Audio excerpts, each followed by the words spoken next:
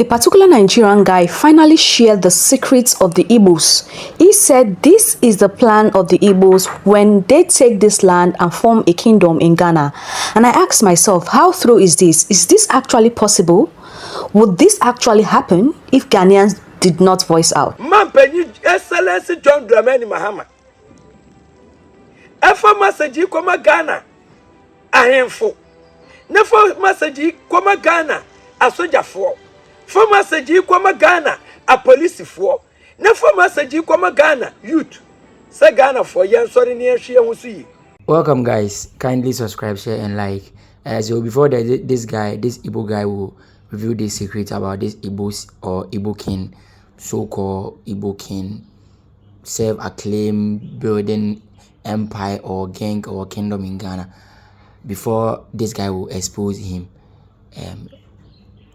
all what I want to tell you guys is, let us come together and do demonstration against these people, because guys, secrets are a war in some way mono, and yet sisi and in some way shall see you.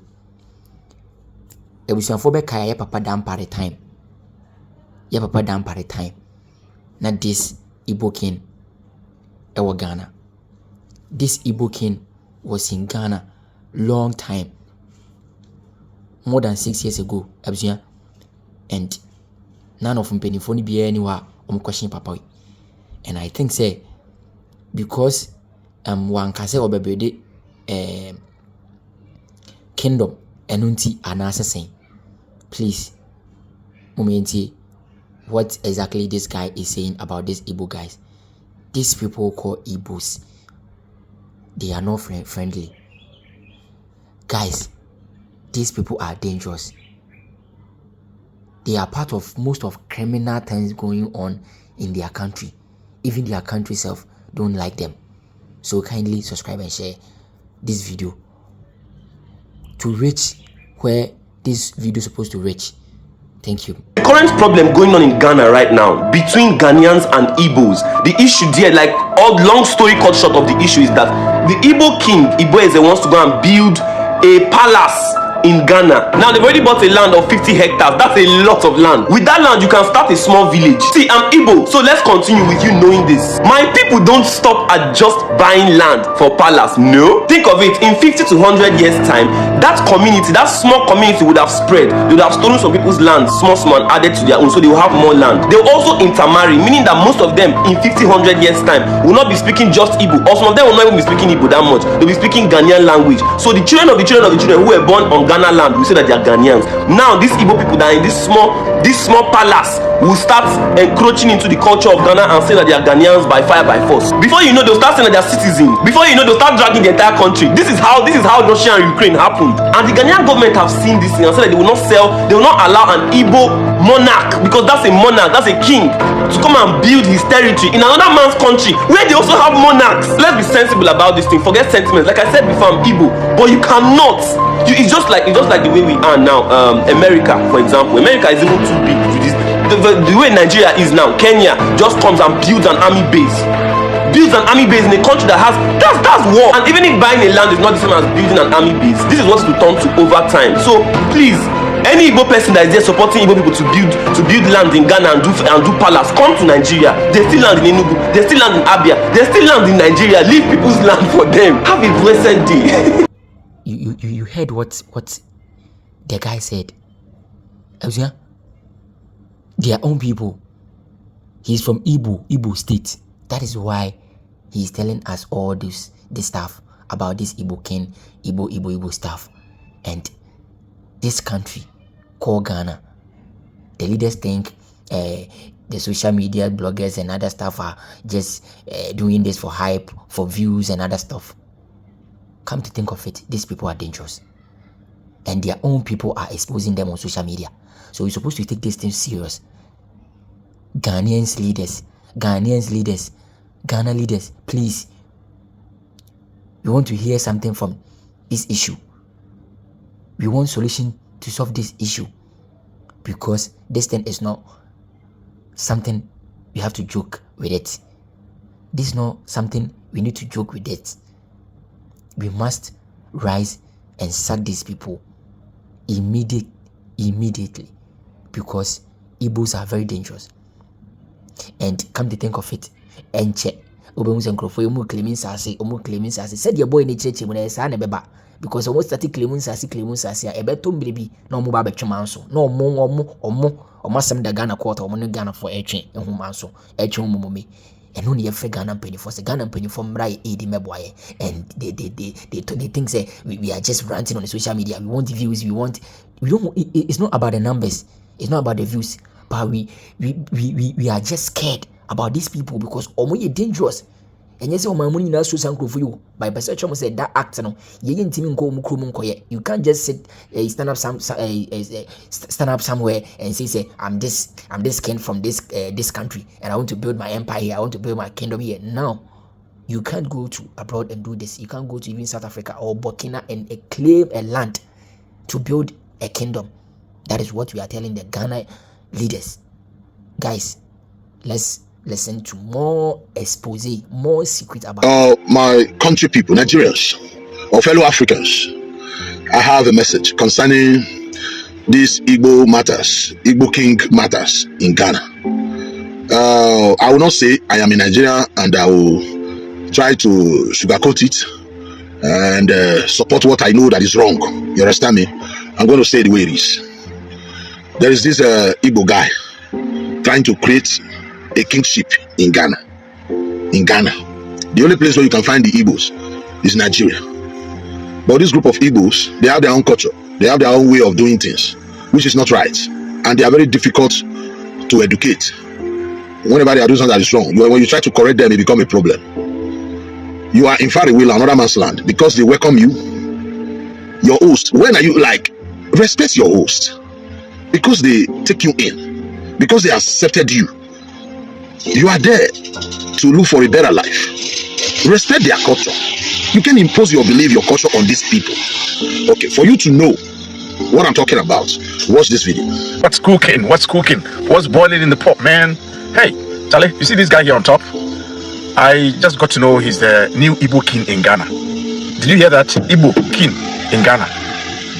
You heard me right. Igbo king in Ghana. This man up there. If you think I'm wrong, watch this clip. Just watch this. That made me to sit where I am today, the Igbo tribe. Yeah. But remember that I'm a Nigerian. Igbo is inside Nigeria. Yeah. And every Nigerian, every Igbo man will believe so much in ourselves.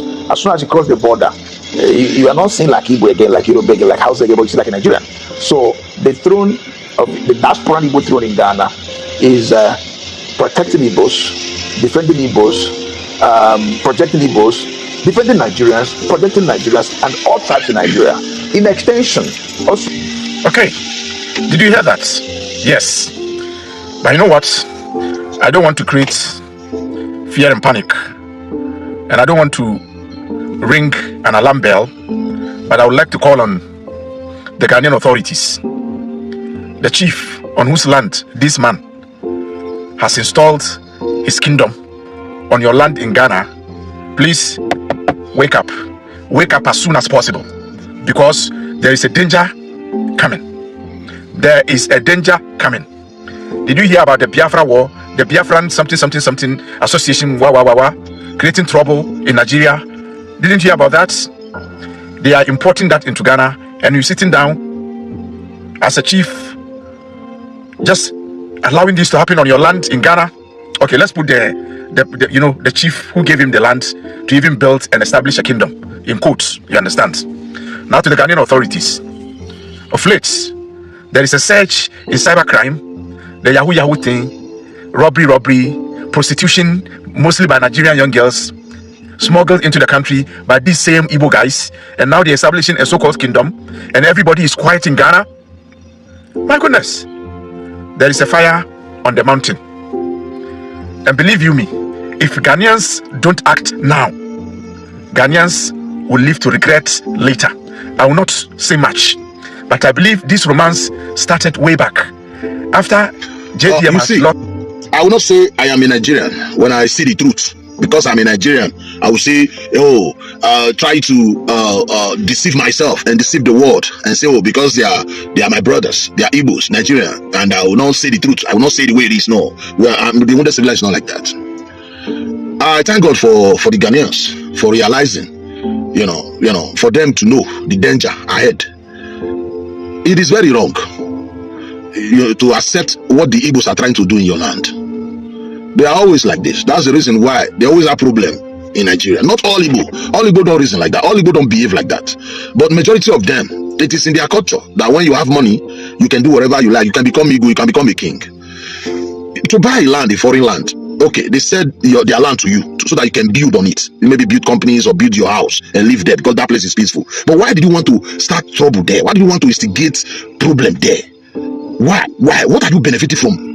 Causing problem, disrespecting people. The Igbos and the Fulanis, not all Fulanis too have the same mentality. The same thing. It's just that the Fulanis are doing their own aggressively. Igbos are doing their own style. You buy a land, you are trying to build a palace to establish a kinship in far away land. If for instance the Ghanaian turn blind eye and say, okay, it doesn't mean, tomorrow they will say that their children will say they are the aborigine. No, the only place you find the Igbo is in Nigeria. The same way our colonial master, the British, hand over Nigeria to the Igbos.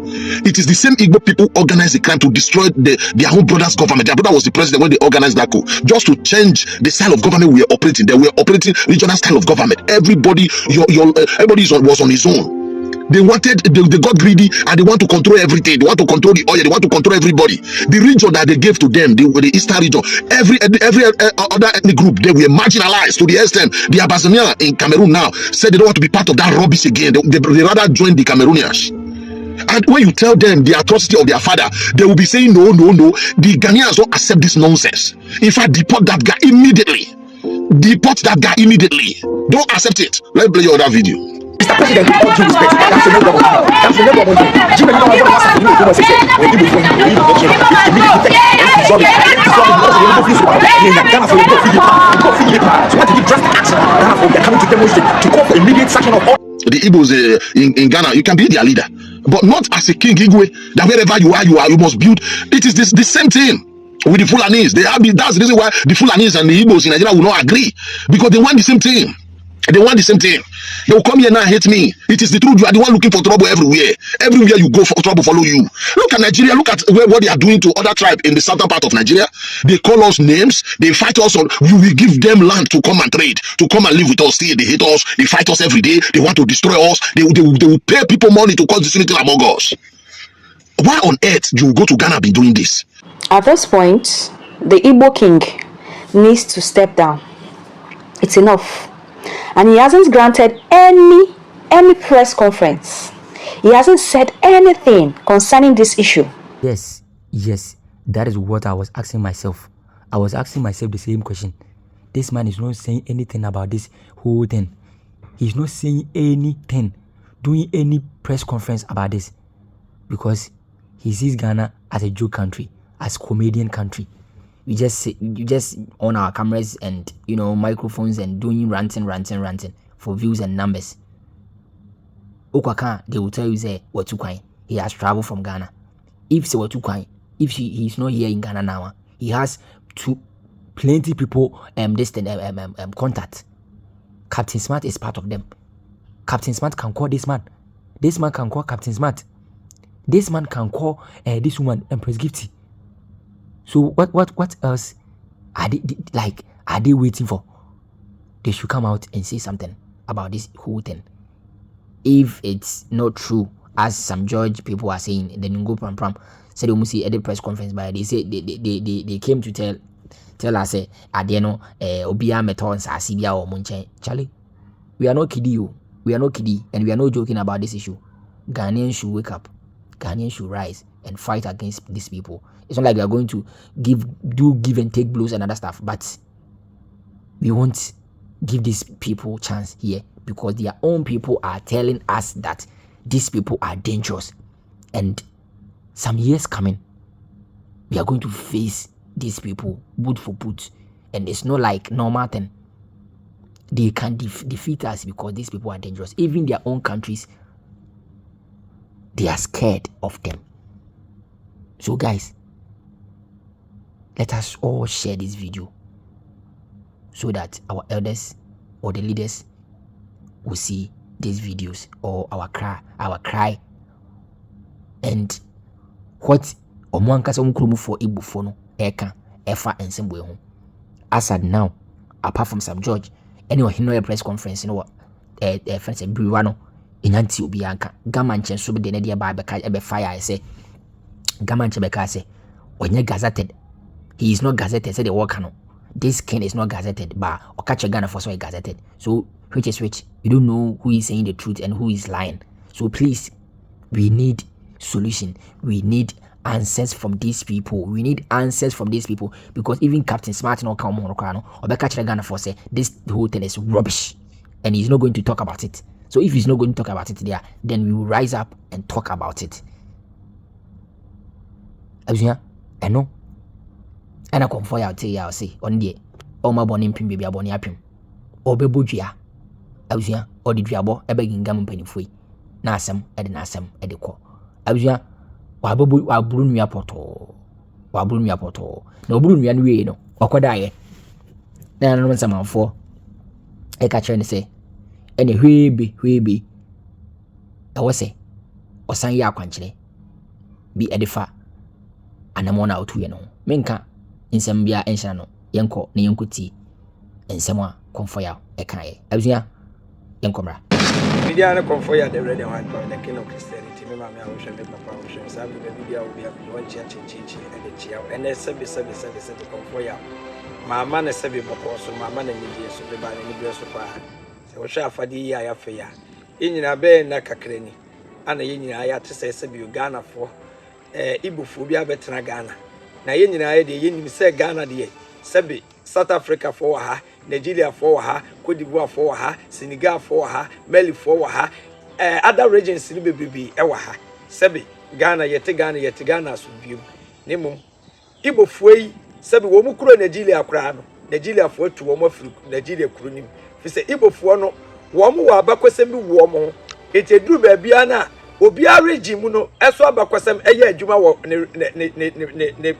ne trabrimu anase ne nipaduam enti enam so ma se bia asam ne bobaba no na odawro ma mekwasiye ene nananom samanfo ekudi nkomo e kire won se wo mo na bekonye ana omo gi wo ma akokro Ghana si wo enti se kun bi ba e wo ye mu susumfo ne de na wose ye na wose ye koboye nananom samanfo amane ampa mitu anamon ekwa emusiye ene nananom samanfo kodi nkomo se yesre won ekun bi se na eba omu na betimi apam Igbofo no ebekwa kwahye ye mampanyini mu ekwa kwahye ma ye mampanyini mu akokoduro ebema Ghana YouTube rante emu akokoduro amasabi ye betimi ne Igbofo na ko ana ye betimi apam wo mu ewa abotoye mu na nkwa ye ntokwankwa ye basabasa ebemu wo mako wo mu kurom ama wo makokoro Ghana sabi ye fa ahudi ye wunu ye nye fa ahudi fi se ye nananom ana sabi obakoje ye makokoro Ghana enye Nigeria fo enye Igbofo ampa mekoye akwankyere ni wiye ye no nananom so samanfo so beka kire ma na dwe se sabi wo mu ko no mu koye wo mu ko ye di nkunim no enye wo mu pe na di kunim eye yensuo na yabosom na yemu wo mu no wo mu na koma wo mu eti sabi se me ye konfo dia menim nsuo ne yabosom na ye twa wo makokoro Ghana ho ahia ene ye moti ankasa na wo mu ne samanfo ni nyina nkamom na sabi wo mu nko se ya Ghana penifo eto ye safra Igbofo na bibia be ye boko na nkwa ye ntokwa na sabio ekwa na mbefa so ye man omu befiri mu abe ye boko de amaye ni ye makokoro Ghana asumdua ye wo no ato akoso ampa mebebo mpaye edi kire ye nsu atwa o makokoro Ghana ho ahia esra ye aboso atwa o makokoro Ghana ho ahia ye moti atwa ye makokoro Ghana ho ahia se ye nananom samanfo asama o makani enti ye nsu ni aboso nsore o mu na yakofo wo mu kodi nkunim eti wada woro man bebo amane e betwa akokọ ampam wo mu gitum mi wie ya soso me samai ye nananom samanfo e kire sebio ye papa num ye president ye ministers ye lawyers ye police for ye soldier for sebe ye nuanu nsantwofo binum a wo mu kabie wo mu nyina se ye nyina ye nsole na Ghana youth nsole enya ntokwa ye nsole ma Ghana mampanyini nsole mfa ne nansi fam Nigeria fani ya beji omo a ba ni sabi ye achi se Igbofo no Ghana say ye hwa mo mato omo kingdom de ene ye ntiase na ntiase nya adwuma Yeguso ena na dua meda ho ana ye nananom samanfo ene ye nananom nsu sebe eto ye nsafre konfo yaw na mekoye no sebe eya ni breso de ye nananom samanfo ene ye nananom nsu a ye de asem na da ni nyina we sa shema no ka che me se konfo yaw sorry fama saji koma Ghana mampanyi excellence John Dramani Mahama afama saji koma Ghana ahemfo na fama saji koma Ghana asojafo fama saji koma Ghana a policefo na fama saji koma Ghana youth se Ghana for yen sori ne ahwe ho so yi na message o mudi ba ye nyina ne se ensema abobo aba Ghana na Ghana youth asole wo mo ka ni bebrebe no eye sebio Nigeria fo no binom eye Igbo fo no binom sebio ene wo hini no e binom e kire se Ghana fo e pese ye kire se Igbo fo eye awudifo dia ene wo mo sole abati atwia e wo ye so se Ghana fo kasa se Igbo fo eye awudifo dia ene Igbo fo no binom enipa binom so so wo mo nya Igbo fo wo mo ya awudifo e plane asase abedi bone e dia hye Igbo fo no enti se ya sole sesi animu ya enema ebesi sese wo Ghana no enkura wo suku mu e beyira enipa binom beyira ye wo ya maimu a emfa papa ma mi why ya say Igbo fo ne ya adebon ya fo nti no enipa binom mo ya wudifo a wo mu di wo mo bone dada e bedi bone e da hye Igbo fo no am ya ka say ya ka say Igbo fo asebe wo mo ya wudifo ase wo ya baba no ebenam so ma e de basabasa e de aba Ghana fi say Igbo ni bi nam ho a Ghana ni abrante bi be ka che ne se won twema ne nam krom ho e basa e de wo ye ne kase e na e ba Ghana fo so asem ya mi ka ye mani bresem konfo ye mpie me ka asem kwa konfo ye konfo a mi me ka se Ghana ha ye panimfo be me ye se de tama won be hunu se aboakra ma na mo da no ne ye nua no frafrafo awie mi ne konfo me wo Ghana ha enkom shadi ye bibia ba mi na mi hu enem se ekwo na ba na ye kwa samampom ekoda ye nananom edida ye nsu aninti ana wo de message we abre na wo de akwankyera ba na akwankyera na wo de aba na ye bekwa amuse ye akwakoye ne ye biso de ama ye nsu ne ye motia ne abosom na mom message we nkwa Ghana president ene ya hemfo ene se bi youth no ye sere won asem na aba no ye ka ne ye ma ye nananom samanfo atachire ama bibia ye boko ama kingdom no mo pese o mote no kingdom no ema so na mom enipa bi ahyaase e proto abedi bone ya hwe ya animanimu ye yo enkura be yiraira am ya kase ya nkase Igbofo na yentie ni yo ya nkase eye Igbofo na yen sori ma wo ye sabio Ghana ni a na wo ye wudi ni a enkodi bone nkohye Igbofo no na akwankyere na ba na ye bayija no emfa wo ni wutumi na osidi bone no ye be pa ho ntoma na nanu be pa ho ntoma enti wo mu na abopo se o mu bedi bone no na nanu ma kira akwankyere se yenye obi wo bedi bone bia obekum obi bia na nanu be pa ho ntoma me akye no eya ni bresem ye hwe ye mwafre ye wo school mu ye ni ye teacher fo nkasa ye hwe ye meye Ghana president John Dramani Mahama excellence John Dramani Mahama papa is sorry na fa na sifem Ghana ya hemfo sorry ni ye nyina ye mfre Igbofo no ya soja fo sorry ya police fo sorry abambofo ne sorry timamufo mo sorry na mom enye ntokwa ye nya ne boko ye sesesa ma ba ofia ye de to ene akrokro ene edija ne kwai enye basabasa message wey eye message ene one penny for ne di bra mi amana because me die na ye tro fisa me twa ko na bana ye na nanu beti besia no kwai na so ye mu ni mamufuo no ye so ye den na ye de aboa eti ye sorry enye sa sabia wudie bia ebeba impromptu animanimu ye no ye ntimi nyina animu akwankyere ne kire sai na nanu se ye akwankyere na enso bia kuro bia enso dema enipa sa bone ye fo ni bedi sa bone no ye na nanu nso be me ya kye sa nipa kro enu message na aba akwankyere ne be kwa akoye na mo ya mpanimfo no e message no wose medika ya dai e de bre ya hemfo e de bre ya papa John Dramani Mahama no sorry no mo ye together na sabi Igbo hene no wo mo friend ne nkasa me nkasa Igbo fani na ebe kunkum nipa na ye nipa bi ya de bon ya fo wo man we ma wo mo bedi di bro am ya de agu Igbo fo ne so e ba sa na se Igbo ni bi nam ho na se Ghana ni bi ka che say ye se ya chichiri nipa bi ya chichi ya chi wo mo e ye Igbo fo a na bi enya Igbo fo a wan re ya e de ntokwa e de basa basa bebu o ma hwe enu ti ana nananom da na di esamafo da na di a be se me na be de sa message we e de bro mo share program we na nkwachi na mo like video no dia ka chire bia na akwache ne so ya ya ye be ma ahwefo ene atifo so ehu me de obi bia se me dia na konfo ya the red and white part the king of Christianity e brother no kwere fiada ne kwesiada ne yetrase yesu for my number e go screen asene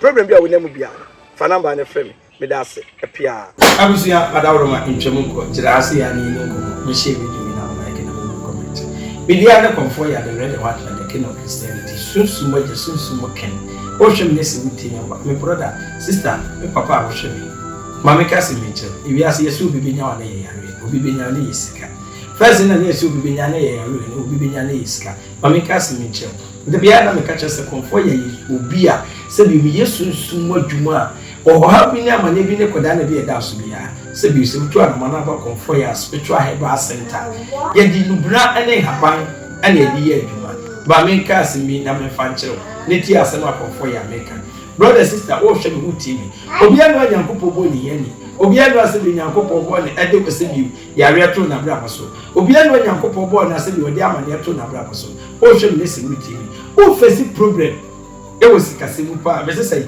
se wo face problem e wo sikase so aba me ka se me che hwade e abusia mo hwade we ye dey e moto wona wo hwe me na wo a wo tie me no ayo wona wo se command sika ne sika na wo se command we e na friend sika duro se wo ba konfa ya ma so ne yeso ye be ya bisa ye ya bisa ne se susum ne kire ne ntia ne menko ye mfam ne ya akwanche ne biwa e aduro we ane de be ma sa aduro we ane ye se bi e ye sika duro no we ana se bi wo ya oba ya so ne yeso a ye be ya bisa de ntia wunya sika obi ane wa nyankopɔ bo ne ye ni obi ogefo eti susum wo soroma na nyankopɔ de ma na wo ye sika bɔfo no eno na hombone aye de ache no eti sa sika bɔfo de wo tumi a owo konfo ya so ne yeso obekwa akɔgye sa wo sika bɔfo de abrew e basa ne wia wo mo susuboni bia ya de to so a ode no me ya de to so eti ye be brekita ade eno na se bi ya ye sunsumu sika eno ye de beto ketere maso sei so what US what Canada baby bia wo bia ye beto ketere wa wo ye de do ne brewa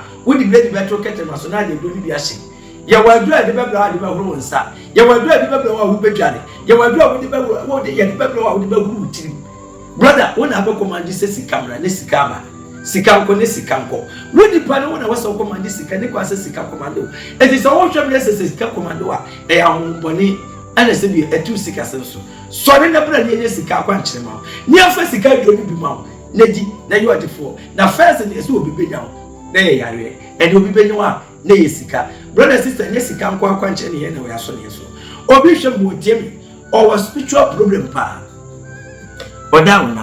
oda ne susumi na beda otonade yento okwa awade yenyi opeba wunya opekuna wunya sebi anema ekute no abrabo mu oda na akyerebe enini apremre ni ananka eni asebo opam no anka asem ne nkyira ahwefo ade eni mekwa me bi ba akoso wa twe eni we ayesebi back to sender we your friend back to sender mama ka asem kyerɛ konfo ya medwuma me ye eya haban eni nubra abani bia ni asase we so amentene kasa dubra bia ni amentene kasa enti wo hwem dese wutie mi wo problem na da wo so no adwuma bia susu ye be ya to abrabo su bia ye wo na chiwade sa enubra ni nyina ana maka abum ene haban no eye haban ni nubra ma akoma akofo titu ana bia ye sa asem na we wo na wo hwem na wutie mi na wo to challenge me na wo to chia o so da de susu mi no abeda wo ye adwuma ni ni oto na dia yento be ma ne bo obrabo ma no ko oba ne bo obrabo ma no ko o da na chibe ni apremeni yese bi ye pamo wo ye bibia ye bra ne bra beto spiritual soap bi when your friend back to sender enyama ye agum no enipa bi yese bi wasi wa wade ano kwa bekọ ne so de wasi sika sama no kwa bekọ ne so de wasi wani monyama no kwa bekọ ne so de wasi wa brabo mu kwa no bekọ ne so ɛno ne yɛfrɛ no back to sender me ne wo to nkyia sɛ wo wonni kunu wonni yere wonni adwuma wonni sika sɛ me wogya nyɛma nkɔ yɛ mfama ɛnɛ wogyaade kyɛ wo nan ɔsoso da yɛ basabasa na wɔbɛtɔ sɛ bi samina wo yi bi na wo yusu within 14 days ne wa hu sɛ kyɛ ne wa brabo ma wo sika wo de bɛtɔ yɛ bra na bɛju sika pɛsɛ bra de ne bɔde fi sɛ yɛ de yɛ adwuma boa ɛma wo yɛ sika ɛma wo nya awade ɛma wo nya animonyam ɛma brabo so yɛ de etumpo yɛ twɛn yɛn ka sɛ bi ne nkyerɛ ahwefo ade wa wei ɛyɛ oil enti ne wei ɛyɛ oil no ɛhaban na sɛbio ɛyɛ maako 42 na yɛde yɛ asɛm na ma menka asɛm kyerɛ maako 21 ana yɛde yɛ saa asɛm oil wei ma menka asɛm kyerɛ obɛwi asɛm ate sɛ bɛyifo hɔ da ɛti wo ade hunu bɛyifo da woni nipa a woni ne sere kɔba sɛbio nipa ne dwom adwumbɔne ɛso wo hunu saa oil wei eyi atorofo adi eyi abayifo adi eyi sɛbio wɔn adwene yɛ ho adwumbɔne adi adwuma bi na wom ana obi keka ho sɛ bra bɛgye oil wei bi ne yesu adwumre wo dwane wie na sɛ wo wie bibia wie a oil no bɛhwie kakra gu nsɛm na sɛ bi odi afefa wo nsɛm sɛ na da sɛ wo timu fu na sɛ kopɛ wo wɔ so brother baabi a yamantam wo sika akɔkye bia wo bɛhu baabi a yamantam wo yɛ da akɔkye bia wo bɛhu baabi a yamantam wo wadi akɔkye bia wo bɛhu baabi a yamantam wo nimu nyama akɔkye bia wo bɛhu yale na da so na yamantam wo bɛhu na sɛ sɛ nipa no ne natifi a ade kyene sɛ wo da so ya no pa ontimi hwɛ ni ɔno ka sɛ nyalo so tase wo hu sɛ nipa wi ɔna yɛ obɛifo tie nie ɔyi wei ɛno na kyerɛ abɛifo sɛ me kɔfa ya me ka kyerɛ sɛ me na metimi de me bosom etibidi na ɔtwe yɛn sa kyerɛ abɛifo 5 a ɛyɛ ɔyi wei ɛna yɛ saa mɔde ni na yɛ yɛ protection ma na sɛ wo yusu ɔyi wei na nipa wɔ so ɔbɛba ho na de sɛ wɔ ba bɛfa wo kra ɛde anante no egya ne bɛhye no ama ko so kyerɛ ma ne tegale ɛne afafi ni die wo ɛso akyɛ auto ne cars wo yɛ carpenter wo yɛ mason adwuma bi a wo yɛ bi abra bɛgye spiritual oil wei fa kopeti wo adwuma mu sunsumu nneɛma bi a yɛ akotia obi na ane de bia wa na ɔkɔyɛ bibi bɔde de abɛbɔ atia sɛ wo adwuma mpagya ɛbɛbɔ sɛ nipa kora de national twa no mana bra brother sister aha sunsumu fi yɛ wɔ favor cream ɛwɔ ha saa cream wei ɛno ne yɛ wɔ ne pons yɛ wɔ ne kaadi sɛ bi yɛ wɔ ne handkerchief ɛwɔ hɔ wotie me nesi wo hwɛ me nesi wotie me